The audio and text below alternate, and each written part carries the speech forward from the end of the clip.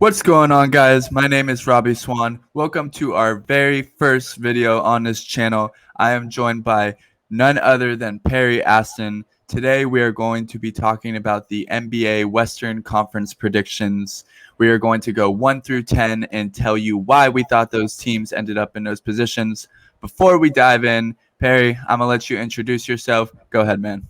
What's going on? Welcome, everybody. So happy to be here with Robbie doing his first video, breaking down the Western Conference. I'm in Los Angeles, as is Robbie. So for us, the Western Conference is the conference we really pay most attention to.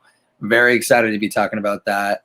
Follow me everywhere at Perry Aston, nothing special, Perryaston.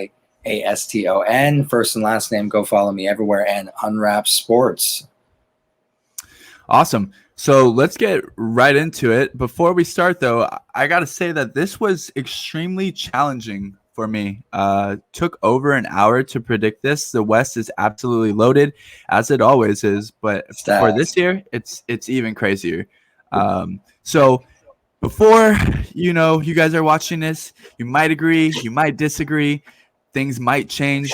People might get traded before season starts. But as of right now, these are our seedings. So let's get into it. Perry, I'm going to let you start with your number one. We'll just go down the list, and we'll go one at a time and then go 1 through 10. So I'm going to let you start with number one. I love it. I'm going with the Jazz. Personally, I'm a Lakers fan. I know everyone expects me to start right off. Lakers number one. It's not the short race for them. It's the long haul. It's the whole mile that they're trying to run there. They're very smart with how they go about the regular season, although every game counts. The Jazz, on the other hand, had the best record in the NBA last year. Let's not forget that. Best record in the NBA, and in my opinion, didn't lose too many pieces. They are very consistent, and they went out, added Rudy Gay, a Whiteside who's just a couple years removed from being really effective, Eric Pascal for nothing, coming from Golden State, who really emerged as a young star there when they were not doing too well, when they had a lot of injuries going on there. So for the Jazz, I feel they got a lot better. So for a team that already had the best record in the league, I view you adding more pieces there. It's a no-brainer for me. Absolutely. Very good points. Honestly, very tough. And it's funny that you said that. For my number one, I'm going to go the Los Angeles Lakers. And, everyone can debate about this. They're old. They might not make it. But here are my reasons why the Los Angeles Lakers are going to be the number one seed in the Western Conference. As a Lakers fan, Perry, you probably know the last 2 years, the Lakers started off very, very strong. I don't know the exact record, but I know they went possibly 20-4, 20-3 possibly. They did this last year too with a brand new team. With Dennis Schroeder, Montrezl Harrell, all the new additions, and everything was going fine until the injury. So keep that in mind when we're going through these seedings, that injury will play a huge part to the seedings. But I got to go the Lakers because as long as you have LeBron and AD, they're having a mini camp before the training camp. Right. And I think in the long haul, the Lakers know and believe that they're going to get out of the West. And I think they want to have home court advantage against Brooklyn. So just like they did the last, I guess you could say in a bubble season, not last year because they had injuries, they knew what they had to do. And I think they're going to be very well aware of talking about this with the team. And they have to have that number one seed in order to get through the playoffs and possibly have home court advantage in the championship. So I'll take it straight to number two because it's a perfect transition there because I have the Lakers at 2. So the Lakers being at 2, the reason why I have the Jazz at 1 is just because of how they're coming off last season. I just don't see a reason why I would level them down after I view them getting better and just having such a strong core and strong culture. The Lakers, on the other hand, strong culture. It's a winning culture, but with that being said, it's not a consistent core. It's not something that's continued to carry on year after year, build the rapport. And with that being said, Rob Pelinka has shown that he's a mastermind when it comes to piecing together whatever's available, whatever moves need to be made, however they need to be made. People joke about LeBron being there and being GM. If you have one of the Late greatest GM. players of all time, you're going to let him sit in the meetings with you. You're going to ask for his opinion. You want to keep him as happy as possible. This isn't a few-year rental. When he came to LA, it wasn't just that small contract he signed. It was a lot more than that. But he also wanted to put the ball in their court, see what the Lakers were going to be able to do, how they'd be able to keep him happy for the long run. And I think at that point of his career, he deserves it. So for this year, team flips around. I'm a big fan of bringing back pieces like Rajon Rondo, Dwight Howard. So you bring back pieces from that bubble championship team, veterans, playoff experience, have played with LeBron and AD. So those are really good moves to do. And when you lose pieces like Caruso and you need to bring in more shooting specifically, you go out and get ex-Lakers when you were talking about a giant reunion tour, Wayne Ellington, and you're talking about Kent Bazemore, Carmelo, who hasn't been a Laker before, but it seems like he's been in the rumor mill so many times. It's finally happened. And it's so many things happened for the Lakers this offseason. And you not just bring in a veteran core because, yes, the team is an older team. They're in win now mode, and you don't view them as that they are going to keep that forever. They can flip this team every single year, change things every single year. They're very smart with their contracts. They still went out and got guys like Kendrick Nunn. They still got out and got guys like Malik Monk. You're still building for the future with re-signing THT. So I do like what the Lakers have done for the future. But if we're talking about just this season, they've built a team with Russell Westbrook coming to town that has finally built a formula to take some pressure off of Mr. LeBron James. Thank God. When you have to exude so much on the offensive end, and that's not just you being a playmaker as a brute force, but also intellectually with him being a passer and him having to facilitate the offense. He had the lead in assists at the bubble season, and he was over 10 assists in that year. Last year, he was having almost an MVP season until he went down with that injury. So I think it's just so much less pressure there for him. You can get so much more creative with the rotations. There's not much more of a need for load management because you can find games that you're just winning so handedly that you can rest guys. And I agree. It just sounds like a perfect formula. You have veteran presence. You have some young talent in there too. And at the end of the day, you have Mr. LeBron James, who is Mr. Finals. He's going to be able to will you to, at the very least, a Western Conference appearance. I agree. I really do. And that is why I have the Lakers as number one, because they are just so stacked. Like people can take nights off, people can do whatever they want, you can do different lineups. You have so much talent. It's honestly going to be hard to get everybody to play. Like it's going to be really interesting to see Frank Vogel's rotation. But going into this, you know what? It's funny you got the Lakers at number 2, Jazz at 1, because I have the Utah Jazz at number 2, and you couldn't have said it any better. And it was honestly a little bit disappointing because I thought that the Utah Jazz had a pretty good chance until Donovan Mitchell went down with that ankle injury. Just everybody getting injured last year. You could definitely tell that he was hobbling on it throughout the playoffs when they were playing the Clippers. But yes, they did add in all those additions. And yes, they do have solid 3-point shooters. And I feel like that's something that kind of cracks down when you get to playoff time. You close out on those shooters, take away the 3-point line. You know what teams want to do. And in season, I think they can take advantage of that. They are made perfectly for the season, I believe. So I do have the Utah Jazz at number 2. So you said it perfectly. I'll just move into my number 3 while we're at it. At number 3, I got the Phoenix Suns. For the Phoenix Suns, I can only see, as long as Chris Paul stays healthy, again, every single one of these teams is considered based on the health. But as long as Chris Paul stays healthy, I think this team is only going to grow. I think they're bringing back everybody. They just went to the NBA championship. They understand what it takes to get there. Devin Booker is only going to get better. DeAndre Ayton's only going to get better. The wing pieces are only going to get better. I think they're just going to learn and grow and understand each other more. You got a great coaching staff. I think the coaching staff even learned a little bit on how to guard certain players like Giannis. I think they might have made a mistake on that, trying to just leave him with DeAndre Ayton. You got to make a wall for Giannis. But at the end of the day, I just think the Phoenix Suns are just going to overall just keep on getting better, keep on getting to know each other. So I with that agree. being said, I'll let you take into your number 3. No, I agree. It's also the Suns. We're right there in the same mindset with that. First 3, same 3, just a different variation for 1 and 2. I'm a massive Monty Williams fan. Their head coach is not just a great coach. He's a great man. He's a great leader of men. And I feel like he installs such a perfect culture. And for Phoenix, I mean, I spent 5 years living in Tempe, Scottsdale, Phoenix.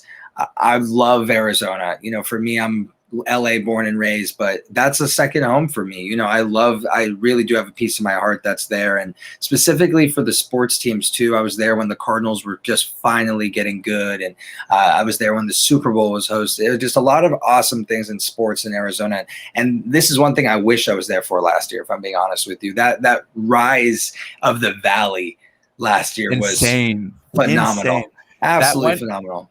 That one guy, did you see the social media fight with of course. That guy became famous. It's funny because I used to be a promotional director for Scottsdale Knights. I have to plug them while talking about Arizona, of course. If you want to do anything, go hit up Scottsdale Knights, Jim Ray. Contact me if you want to, me to hook up anything for you. But for them, I mean, the Suns were dead out of the water, and they just didn't have a lot of fans that were really dedicated. And it's really been since Steve Nash and Amari Stoudemire, Rajah Bell, since that time. And I feel like this was finally that resurgence right off COVID, and Arizona already doesn't care quite as much. They did not, because that place was rocking. And I was a promotional director. He actually, Nick, the guy, Sons and Four guy, he actually hosted 2 or 3 nights for clubs that I used to do. So he was the talk of the town. I mean, at the end of the day, too, not just that series. The next series, they also they like just continued to win without giving up any wins in the beginning. It just kept him alive. It kept him famous. If they would have won, that guy would have gone down as part of part of the championship, like a part of the legacy. Legend, absolute legend. But I'm speaking basketball. I really love what Chris Paul was able to bring and help that team. And Devin Booker is a seasoned veteran. Just mindset with the way he plays. That is a perennial all-star, and it is a superstar. I've said it since the day he walked in the league. You can ask anybody at Unwrapped Sports. I said Devin Booker is going to be one of the best players in the league. That is a superstar. Everyone goes crazy when you use the word superstar so early, but he's an absolute superstar. He's a stud. He's good-looking. He's amazing. He's got swag. He's a good teammate. He's well-spoken. There's nothing else that you can want from Devin Booker, and he just goes out and gets it done, and he's a great leader. And you got Chris Paul right there too. You gotta sound like Michael a little bit. I mean, end of the day, right? Like, I mean, I had Booker at one of the clubs with me when he was 19, and didn't drink or anything like that, but just a great dude. And I think with Arizona, again, like, I just have such a special place in my heart, and to see how they've been able to take the team from 0 to hero. And no team has ever not made the playoffs and then made the playoffs and went as far as they have. It's never happened. They completely turned it around, but it didn't just start last season. It started at the bubble. Then when they made that run, they were that close to finally going in there. I think they played less games than the team that was above them. So honestly, we could fact check that possibly later. It was so close. But I mean, they didn't have enough games to play as the other team. So the other team had the better record, but they didn't even get a chance because they didn't get to play enough games. Right. And so at the same time too, like, that's the only, like, you could tell that's where it all started. And now it carried into last season. It's going to carry into next season. You add the guys like Jay Crowder. You add those perfect pieces of veteran presence. And I think the Suns are going to continue to get it done. But I'm curious to see what's next for them. I'm curious to see if they can take that next step, because Ayton, did he have a great run? Absolutely. Is he now a top 10 center in this league? Is he now a top 5 center in the league? Like, there's so many questions that I'm not going to really put complete judgment on until I see it completely for a full another season. Yeah. All right. So I think this is where it starts getting tricky a little bit. So I'm going to start with the number 4. And again, this is all dependent upon if players can stay healthy. At number 4, I have the Golden State Warriors. And this is a big what if. If Klay Thompson can stay healthy, that team is going to be rocking. And I don't think the Warriors should ask anything too much of him. Like, don't have him guard the best player. Don't play him excessive minutes.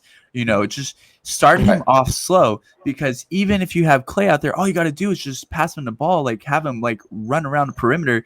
Steph will drive in. People will be all diverted to Steph attention. They have Draymond with the passing, everything. I just love the Warriors offense because it was so fluid. And honestly, I think if Clay stays healthy, they got the return of Wiseman at the center. That's a big, solid young person coming up. They got Draymond, Clay, and Steph finally back together. They got Wiggins, which possibly could have an interesting season because there are just so many weapons. And Wiggins is so hated on, but at the end of the day, yes, he was technically a bust when you're looking at #1 overall superstar. Put him on Mount Rushmore kind of standards, but he has not been bad. I just don't want to hear it. Like Ben, he is helping it. If you got Steph and Clay drawing all the attention, Wiggins is gonna get open shots. He's probably gonna have the easiest season. He's your number 4 option. Like, I'm down with that. I'm down with that. I think that's bold. Number 4 for Warriors. I really like that a lot. I will spoil to say I do have them as a playoff team. I'm not going to say where yet. But number 4 for me, I'm going with the Denver Nuggets. Okay. And the Denver Nuggets have time and time again the last 3-4 years proven to everybody why they deserve to be a top 5 team in predictions, because they continue to be not just one of the most resilient teams in the league, but continue to build and build and build. And Jokic is like an Ohtani in a sense, just one of those special guys that you're like, how is this guy doing this? Specifically when he was as fat as he was too, and he was just so thrown off with how it looked and how it ended up happening. And it just looks so weird. Now he's just so much more fit and he's taken more of a serious approach to his game. But I think with him at the helm, having Jamal Murray back from an ACL, I think that's the key. How does he recover? But less than that, when he went down, other players had to step up. So you got guys like Monty Morris, who aren't just end of the bench guys now. That's a guy that can compete for a 6th man of the year spot.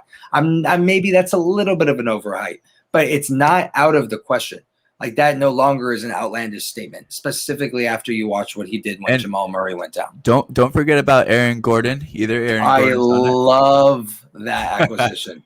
Absolutely love. Like, he plays defense. He's gritty. He's just got swag. I absolutely love Aaron Gordon. Does he come through for you all the time? No, but he is exactly what they needed, and it's exactly what he needed coming from Orlando. Absolutely. I think he has now had a little bit of time to understand the offense through his season last year. He gets a training camp with them this year, preseason with them. So I think he's going to feel a little bit more comfortable. So our positions so far are very, very similar. That's very interesting to me because on this, guys, we did not tell each other our seating. So this is all raw. This is all right now as we speak. So I got the Denver Nuggets at number 5. Nice. Very, very close. And I agree with everything you say. The slow-mo of Jokic is just, him and Luka, the slow-mo of it is just absolutely amazing to watch because they changed the game. They have their own pace. They do. And it works. Dictate the pace of the game. It's absolutely phenomenal.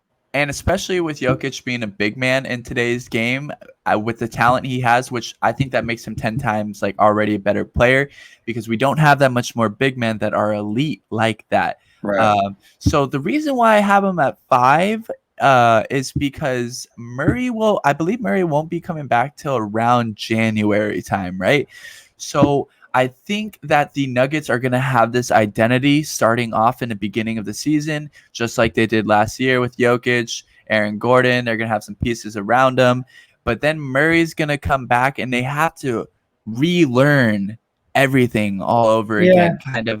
And yes, it's also not just either. You got Will Burton coming back, so there's like a lot of positive pieces coming back. But to fall into your point, there is a lot of pieces that need to get readjusted. A lot of tools that they kind of have to change to figure out what's new with this team, like what's the identity with this team. So I agree with you. But I mean, like year in, year out, they are right there in the first, second, third round.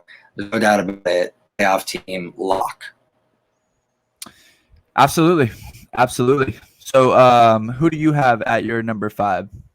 So 5, I'm going the Los Angeles Clippers, and that is with or without Kawhi. With or without Kawhi for me. Yeah, I mean, Tyronn Lue, is he the best coach around? No, but he has experience. He knows how to coach a team. I think I used to hate on him a little bit more than I should have. Now he's definitely gained my respect a little bit more, seeing that last playoff run, not just because of what the team did, because at the end of the day, the coach can only do so much.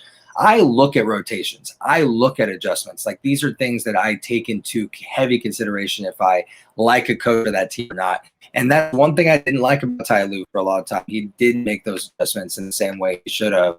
And I just viewed so many changes, and he just tried so many things. And at the end of the day, you lose Kawhi. The way that you lose Kawhi, deflating, and you inspire your team. And this team here with Paul George leading the helm, it showed that it has potential to not just be a playoff team, but to compete, because at the end of the day, they took down the Jazz, who had the NBA's best record, and they won 2 against the Suns.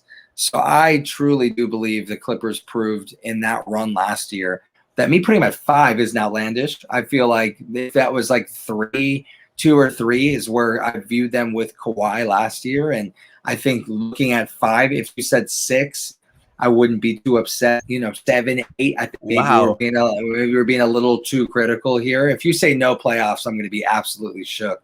But I think the Clippers, at the end of the day, they've proven there's peace on this team. Morris, George, a lot of guys, and they continue to be aggressive with Ballmer there. So I wouldn't be shocked to see them make moves. So I would be really shocked to see them at 6, 7, or 8. But out of the playoffs, there's no way.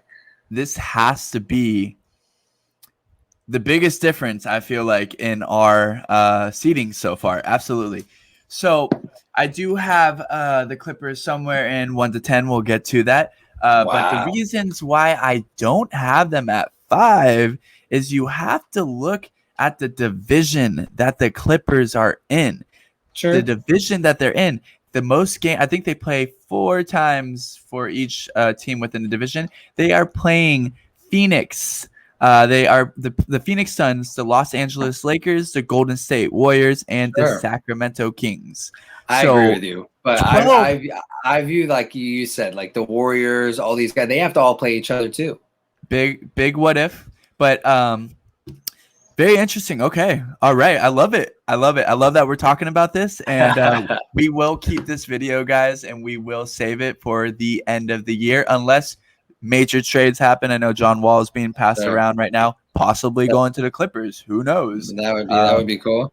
We got Ben Simmons, might go over to Sacramento, same division. So yikes. We will see, unless a major trade happens. We're going to keep all our seedings the same, but let's get into number 6. And for 6, this is where it gets really tricky. I have the Dallas Mavericks in at number 6. Just because, one, it comes down, basically the 6, 7, and 8 seed came down to division games for me. I think like every game is going to matter and what teams they're playing in division. Like, you play those teams more than any other team. And Dallas has an easy division. It's, not easy. I shouldn't say easy, because every game is tough in the NBA, but you have the Memphis Grizzlies, the San Antonio Spurs, the New Orleans Pelicans, and the Houston Rockets. So as far as division, that's kind of easy. I got them at number 6. Luka is just incredible. I love watching this dude. He's absolutely amazing. I think he's so young. He's only going to get better. It's insane. Possibly Kristaps Porzingis is getting traded, so we don't know what's going to go on with that.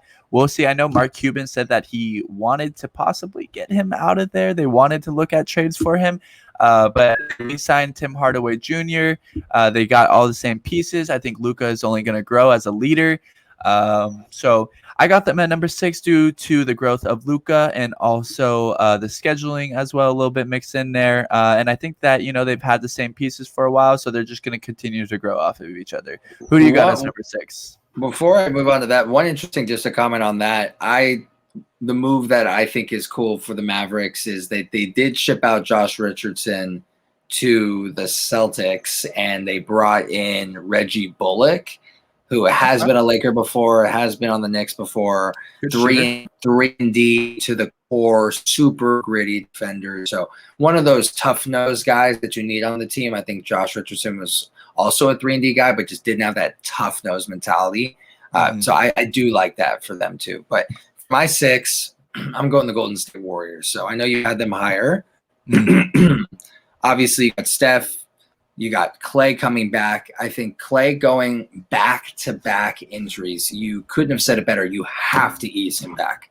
There's no way that you just put him back in 35 minutes game, pick up the best offensive weapon on the other team, full court every time. He is such a gritty player, but you need to run him in the corner. You need to put him on the option 2, option 3, get more creative with the defenses, find ways with rotations to get him in with less pressure. So I definitely view that as a variable. I was at Summer League for a bit. I got to see Jonathan Kuminga. I was very impressed with some of the tools I saw from him. And every time I saw something in my head, something like Kevin Durant kept screaming to me, Brandon Ingram kept screaming to me. Those are comparisons that I see for Kuminga personally.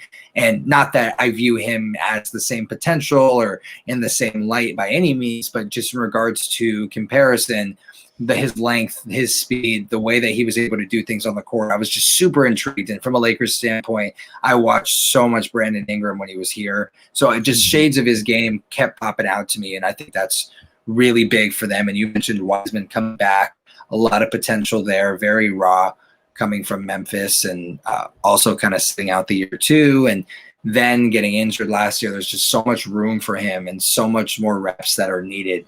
Similar to like a Mitchell Robinson, when he came in with the Knicks, he's gotten very good now, but he just was so raw, needed so many reps to get to where he needed to be. So for the Warriors, Iggy's back, Clay's back. You're doing a little reunion tour, so I do like that. I like it. Steve Kerr is an absolutely phenomenal coach, amazing basketball mind, knows how to create a sustainable culture. Even when they were losing, you can tell he still had team morale at an all-time high. They still were competing in games that they shouldn't have been competing in, bringing out the most in some of these players. So the Warriors, they almost made it. They almost made it. They had the opportunities. They did. LeBron hit that crazy game winner. And then, they just slipped up a little bit to Memphis. So they were right there. But for me to just snap my fingers and put him back in the top 5 when there hasn't been much success. Steph Curry was amazing last year, but it's a volume thing. He had to take up such a percentage of everything, like absolutely everything. So that's not sustainable either. So how do these pieces fit back? Well, they will for sure. How long does it take to mesh? Do you load manage Clay? Do you load manage Wiseman? How do you sprinkle Kuminga in here? There's a lot of questions that I'm waiting to see. Regardless, they're the number 6 on my prediction list. So they're a playoff team. They're back in it. There's no playoff, there's no little 8-9 kind of game for them to get in. There's nothing like that. They're a lock at 6 for me. So I definitely view them as a contender in a sense. Absolutely. My Warriors at number 4. My prediction of the Golden State Warriors at number 4 all rides upon Clay's health. I see. It all rides upon Clay's health. If this man, if he goes down again, the Warriors, they're going to drop down to possibly 9-10 again. They might not even make it. Who knows? Let's move on. Number 7, I have the Portland Trailblazers, but I feel like this is going to be a rough year for the Portland Trailblazers because, one, they didn't really do anything. They just got a new coach, but here's the reason why I put them at number 7. It's because the one thing that they were always lacking was defense.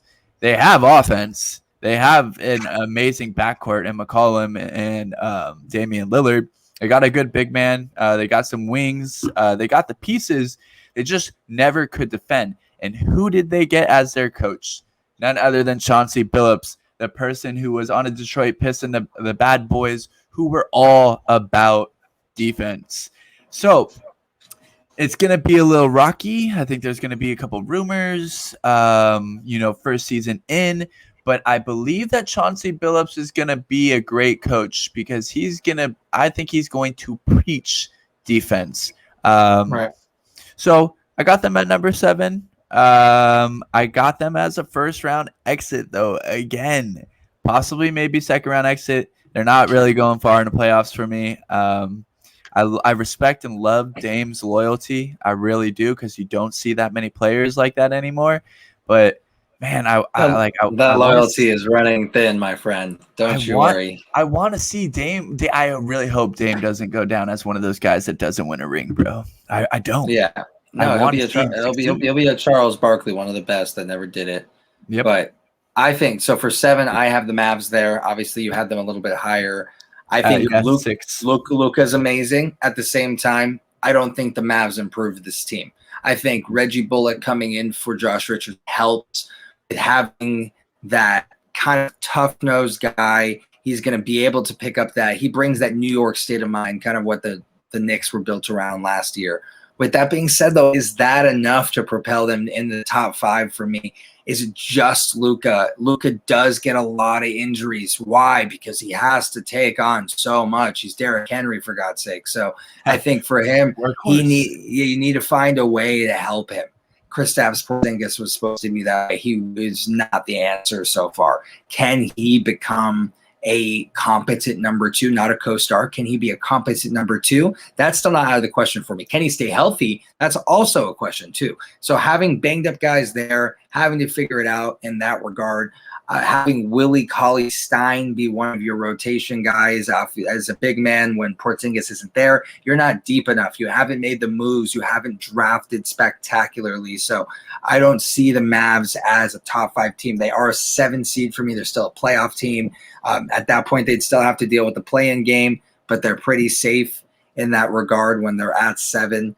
So I feel like the Mavs there, it's just where they're going to be right now. It's not like Luka getting any better is going to elevate them, because I don't want to say he's plateaued, but I think Luka's came in so great that how much greater can he be? How much more can we ask for? Stay at this level for the rest of your career, and you're one of the greatest players I've ever watched. If you sustain this for 15 years, no doubt about it. Absolutely phenomenal. But him elevating to that next level, like, he needs more. He needs pieces. help. He needs help. That's it. And our lineups are very similar. Besides the Los Angeles Clippers take, like Dallas, I got right at 6.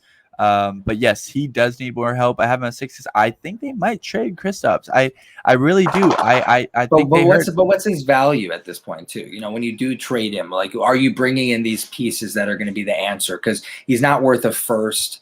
I don't know who you're gonna. The contract is pretty large, so it's huge. It's huge. It's not just like snap it and you just bring in a couple new pieces to try with him. It's gonna take some maneuvering. You're gonna have to hit it at the right time. Hopefully, he gets on like a little run. He's healthy. That's the time you sell high. But at that point, do you sell high? You're excited. You're finally getting the Nash and Dirk that you've been envisioning the whole time when you did this. Do you sell high then, or do you have Kristaps then? Like, is that the guy you've been wanting? So it's interesting. Yeah. I don't know what to expect. Okay, so I'm with you. They do have Mark Cuban on there, so I think it's gonna get done. That guy is a mastermind. He's a genius. So I think he's gonna get it done. Let's move on to number 8. And this is where I have the Los Angeles Clippers. Okay, nice. So I do have them in there. I do have them making the play-in. The reason why is, yes, look, that's crazy. I have a bunch of Clipper friends too, and if they watch this video, I already feel the heat coming in right now. But I give you guys 5. So, you got your boost, hey, so. we give the Clippers high fives. They did a very great job last year, and arguably, if Kawhi didn't go down, they probably would have won it in my book. So this is why I have them at number 8. I've already touched on the division they're in. They're playing all tough teams, right? And those are a lot of games. I think it's 4 games from at least Phoenix, the Lakers, Golden State Warriors, and the Kings. We can scratch out the Kings. Who knows what they're going to be like? But that is at least 12 games of the 80. What is it, 81 or 82 that they do? I think it's 82. Possibly. But that's 12 games right off the bat that are all, like, possible championship contenders. And look, I'm all for an inspirational story. Yes, the Kawhi did go down and they did beat the Jazz. I'm all for that, but that was one round. We are going through 80 games of an NBA season, and if Paul George possibly go down or other people get injured, but I mean that's the story for any team. that's the story for any team. I'm One with it. star going down away from not being the team you are. You know what I mean? And Yeah. it was so encouraging to see them still. I mean, it's all reliant on, does Reggie Jackson still play the way he played? Oh, like, is Marcus Morris going to be a co-star? Like, there's a lot of questions too. Yes, there are. The only thing is, yes, I loved watching them in the playoffs, but can they do that throughout 80 games? I don't know. So I can't put them that high. I think you had them at 4 or 5? 5. I can't put them that high. We're going through an 80-game season, relying on Paul George. Yes, he had a bounce-back year. I love that for him, but I don't know. That's too much faith to put him that high. Sorry, Clippers fans. I still got them in the play-in, though. I absolutely think that they could snag that 7th or 8th seed. Definitely possible. And who knows? Maybe they'll play the Lakers the first round. I would love to see that, and I would love to talk to all my friends That about would be an amazing series, worth a lot of ratings. I'll say that. So my 8th seed, I got the Grizzlies. This is my team this year that I believe is not just going to make the play-in tournament and drop this seed. Like, they're going to make the playoffs this year. This is a team that's still not there, but they are putting it together. And they were so close in the bubble season. I felt that last year too. And I feel that they continue to not just grow as individual players, but they believe in the coaching staff that they have. And I like the moves that they make. I really like the Grizzlies. I love the fan base that they have. They get behind each other. They're young. They're youthful. Ja Morant is an absolute superstar. He's one of the most exciting players I've ever watched in my life. Not a comment of the best player I've ever watched in my life, but one of the most exciting players I've ever watched in my life. I think at any moment, anything's possible when the ball's in Ja Morant's hands. And at any moment, there's something I should take my camera out for. So I love watching that. I think the Grizzlies are a team that I enjoy rooting for. Their jersey game is on point. Their star is on point. Everything's on point. Everything's on point. So you know what, man? I couldn't agree more. I got the Grizzlies at number 9. Our lineups are very similar. I love to hear this. I love to hear these takes. I couldn't agree with anything more that you just said, man. They have all the pieces. They're a young core. They're growing together. This team will be dangerous possibly in like 5-6 years when they're all entering in their prime together around the same age. That's what I think makes them so dangerous. They're all around the same age right now. And eventually they're going to hit that peak. Other teams are going to die out from old age. And this team could possibly take over.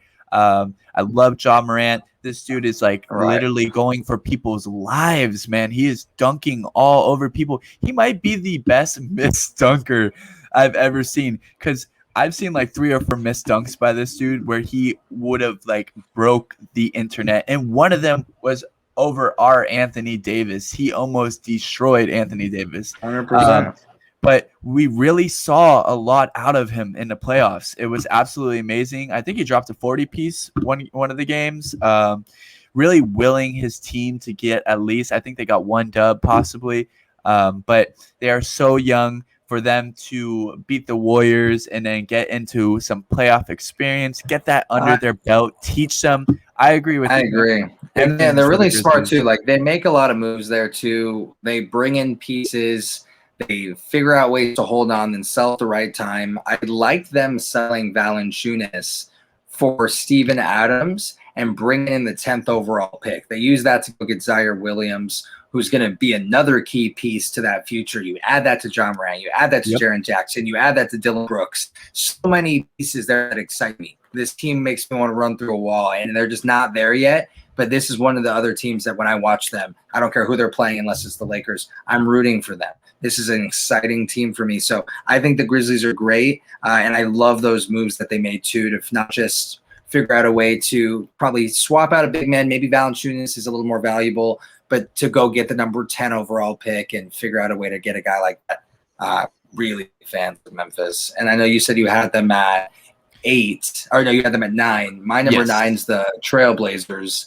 I don't have them falling in the top 8 this year, and it's because Damn, you go I do don't think. Dame like that? You think Yeah, I'm Dame gonna do gonna let Dame like that that. happen? I will say, yes, I'm Woo! gonna think Dame let that happen. It's what have we been watching the last couple of years? Act like they have not been fringe playoff teams the last few years. Not once have they went in and just been a convincing top 5 team the last 3 years. Every time it's so close to not making it playing, and they were just in the play-in tournament. They were in the first play-in tournament. So I think with this here, and with last year, they were supposed to be the greatest team. Or 2 years ago, but supposed to be the greatest 8 seed to ever take down a number 1 seed. They went and flopped against the Lakers. So you're right. They don't play defense. There's a new coach who's going to install a new mentality for sure, but there's also growing pains with a new coach. So let's not talk about how it's just a plug and play a lot of the time.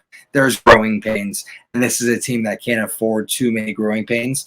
I do love the acquisition of Robert Covington last year. He brought some defensive edge, which is something that they desperately need. But other than that, this is not a team that improved. They did everything they could to not make Dame happy this offseason. They said, cool, Dame wants us. Dame put the pressure on us publicly put the pressure on them to go make some moves. And then they went out and did absolutely nothing. So it just, the vibe is not there. Like, the best move they did was a new coach.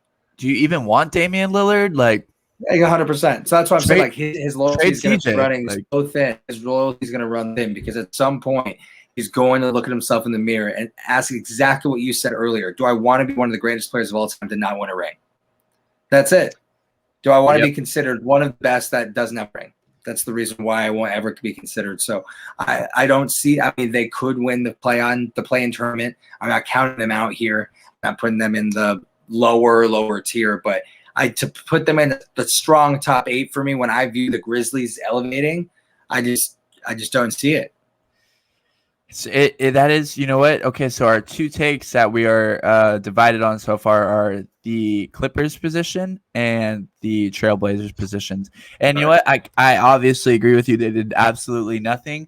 It's just I think Damian Lillard is so raw, and you know what? It's just I don't. They always do great. They do great in a season. They just don't do great in the playoffs. So. It's tricky when we compare the playoff comparisons to the NBA Western Conference predictions. Again, we're gonna keep these predictions, and in a year, Perry, we will have our answers. I will say this. Last year's predictions were some of my best. I nailed them last year. Not just that. Hold on. Well, give me 1 second. I'm gonna pull these up for you real quick. NBA standing predictions. I'll find it in 2 seconds. But for me, I definitely will say the one team that I just hit was the Atlanta Hawks. I said from the get-go they weren't just going to be a better team. I said they'd be a 4 or 5 seed, and they finished at the 4 seed. So that one, you can ask anyone at Unwrapped Sports. They know I was on that. Absolutely on it. And it's going to take me too long to find these. But, yeah, I was pretty on it last year, so I'm excited that I think I'm going to be the same. You know what?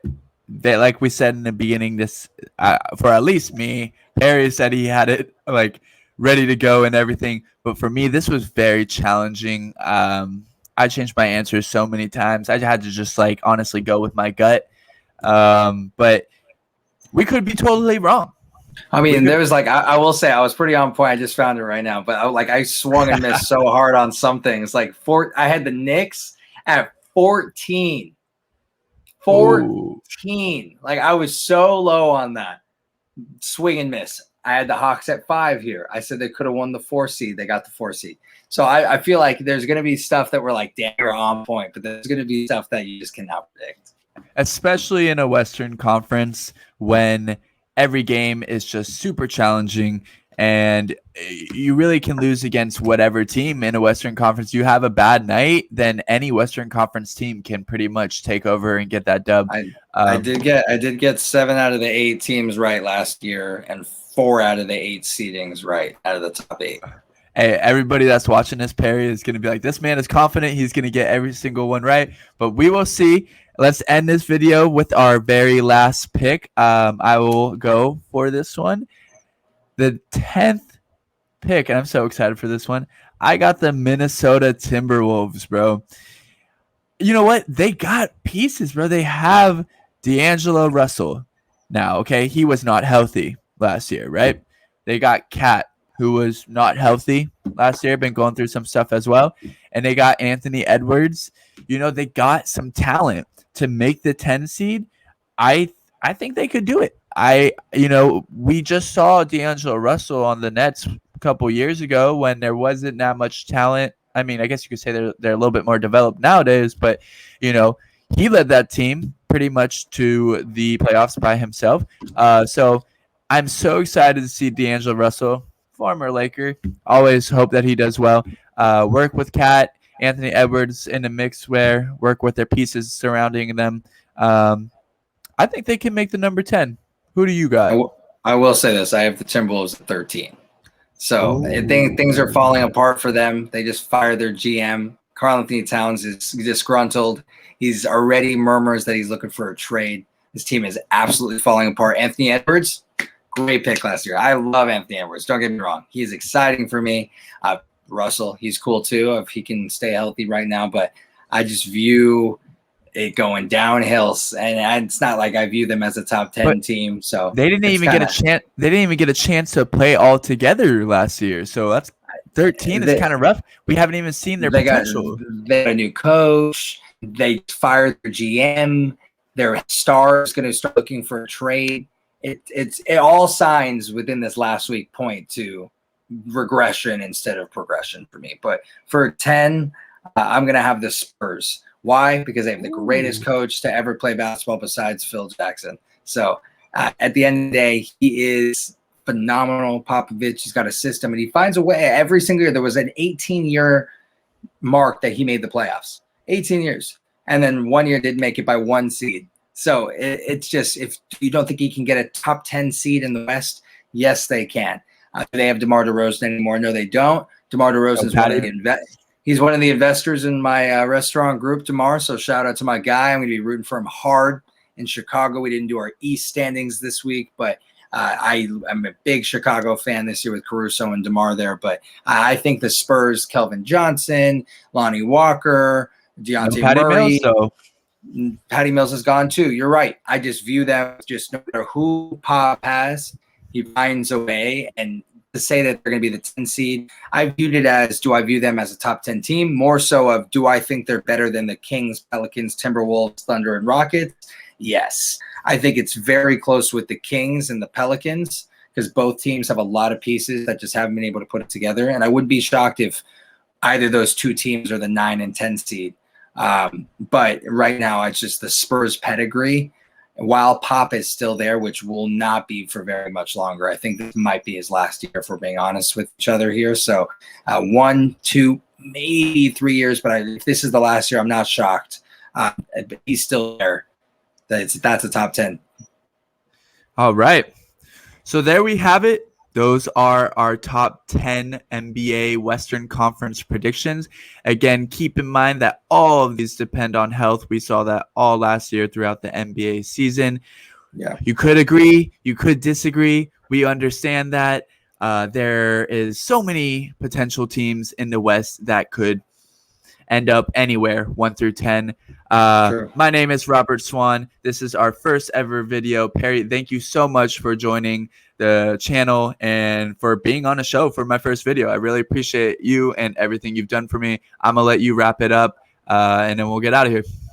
Yeah, it's been my pleasure. You were a natural. This was such a great show. It's fun to be able to talk about hoops. I know right now everyone's so focused on football, but NBA is just right around the corner, and there's been so much that's happened this offseason. So just a lot to dissect and a lot to predict. And like we said, we're going to have a lot of these right. We're going to have a lot of these wrong, but it's going to be fun to be able to look back and see where we were right and wrong and kind of the analysis that we gave that necessarily wasn't on point and vice versa. So I'm excited to be able to do this every year and to do mine. The first show I have this year, the prediction show with Robbie, it's always going to be a great one. And this channel is off to a great start. So be on the lookout for tons more content from him. If you want to see more from the Unwrap Sports team, follow Unwrap Sports, Twitter, Instagram. Go hit subscribe on that YouTube page for us and like us on Facebook. Perry Aston, first and last name everywhere. There's no special @ name for me. It's just Perry Aston. So go check me out. But again, it's most important for me to just go follow everybody at Unwrap Sports, all the creators that are putting out content, and everybody that's putting in that work right now and dissecting so much that's been going on. So show the support to the team. If there's one shameless plug I can do, go to patreon.com/unwrapsports. We have a VIP program. There's a massive gambling chat, DFS, fantasy. We're just giving out absolute free money advice, and there's giveaways, and we have a free fantasy league and a ton of interactive stuff. I'm going to start in some more videos just like this, pre-recorded stuff that will be exclusive just for the Patreon. So patreon.com/unwrapsports. Go support us. That would be really cool. All the things. All right. Well, that's it for tonight, guys. Hope everyone's doing well, and tune in for the next video. Thanks, guys.